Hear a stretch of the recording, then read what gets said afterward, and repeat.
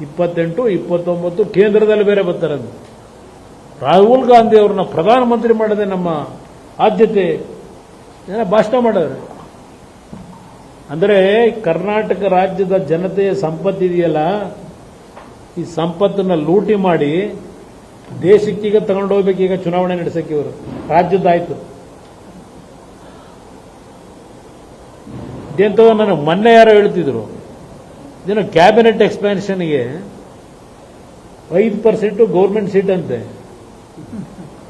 ಇನ್ನು 95% management seat ಅಂತೆ. ಏನಂಗಂದ್ರೆ ನನಗೂ ಅರ್ಥ ಆಗಲಿಲ್ಲ. ಇದು ಏನಪ್ಪ 5% ಗೌರ್ಮೆಂಟ್ ಸೀಟು, 95% ಮ್ಯಾನೇಜ್ಮೆಂಟ್ ಸೀಟ್. ಯಾಕಂದ್ರೆ ನಾನು ಇಂಜಿನಿಯರಿಂಗ್ ಕಾಲೇಜು, ಮೆಡಿಕಲ್ ಕಾಲೇಜಲ್ಲಿ ನೋಡುವೆ, ಮ್ಯಾನೇಜ್ಮೆಂಟ್ ಸೀಟು ಗೌರ್ಮೆಂಟ್ ಸೀಟು ಅಂತ ಕೊಡ್ತಾರೆ. ಕ್ಯಾಬಿನೆಟ್ನಲ್ಲಿ ಸೇರೋಕ್ಕೂ ಅದೆಂಥದ್ದು ಗೌರ್ಮೆಂಟ್ ಸೀಟು ಮ್ಯಾನೇಜ್ಮೆಂಟ್ ಸೀಟ್ ಮಾಡ್ಕೊಂಡವ್ರಂತಲ್ಲ. ಎಲ್ಲಿ ಕಳಿಸಕ್ಕೆ ಅದು ಮ್ಯಾನೇಜ್ಮೆಂಟ್ ಸೀಟಿಂದು ಡೊನೇಷನ್ನು?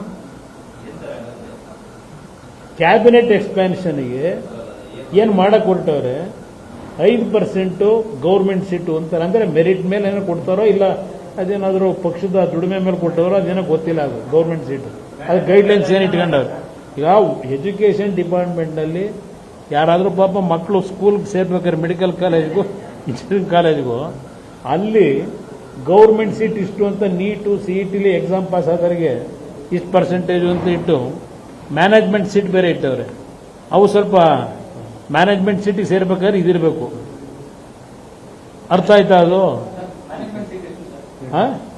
ಸ್ವಲ್ಪ ಕೇಳಿ ಸತ್ಯ ಹೇಳಕ್ಕಿಲ್ಲ.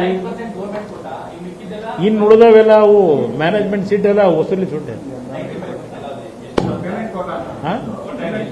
ಮೆರಿಟ್ ಕೋಟಾ 5% ಅಂತೆ, ಇನ್ನು ಉಳಿದಿದ್ದೆಲ್ಲ 95% ಮ್ಯಾನೇಜ್ಮೆಂಟ್ ಸೀಟು. ಪೇಮೆಂಟ್ ಕೋಟಾ ಗೊತ್ತಿಲ್ಲ, ಅವ್ರನ್ನೇ ಕೇಳಿ ಹೇಳ್ತಾರಪ್ಪ. ಕಾಂಗ್ರೆಸ್ನಲ್ಲೇ ಚರ್ಚೆ ನಡೀತಾ ಇದೆ, ಕಾಂಗ್ರೆಸ್ನಲ್ಲೇ ನಡೀತಾ ಇದೆ ಚರ್ಚೆ.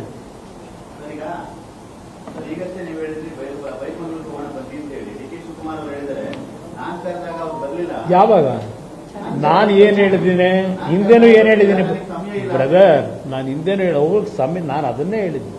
ನೋಡಪ್ಪ, ನಾನಂತೂ ಆರಾಮಾಗಿದ್ದೀನಿ.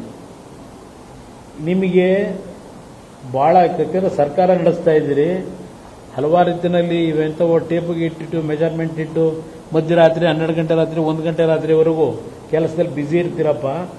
ನೀವು ಅದೆಲ್ಲ ಬಿಟ್ಟು ಯಾವಾಗ ಸ್ವಲ್ಪ ಸಮಯ ಮಾಡ್ಕೊತೀರಿ, ನೀನೇ ಕೊಡಪ್ಪ, ನೀವೇ ಕೊಡಿ ಡೇಟ್ನ, ನಾನು ಬರ್ತೀನಿ ಅಂತ ಹೇಳಿದ್ದೀನಿ. ಈಗಲೂ ಅದೇ ಹೇಳೋದು, ನಾನು ಫ್ರೀ ಇದ್ದೀನಿ, ಯಾವಾಗ ಬೇಕಾದ್ರೂ ಬರ್ತೀನಿ ಅಂತ ಅವತ್ತು ಹೇಳಿದ್ದೀನಿ.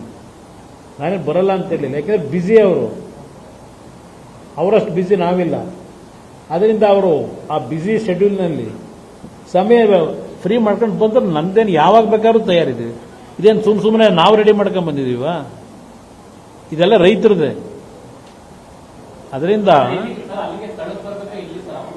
ಅಲ್ಲೇ ಬೈರ್ಮನ್ ಜನಗಳ ಹತ್ರಕ್ಕೆ ಹೋಗೋಣ.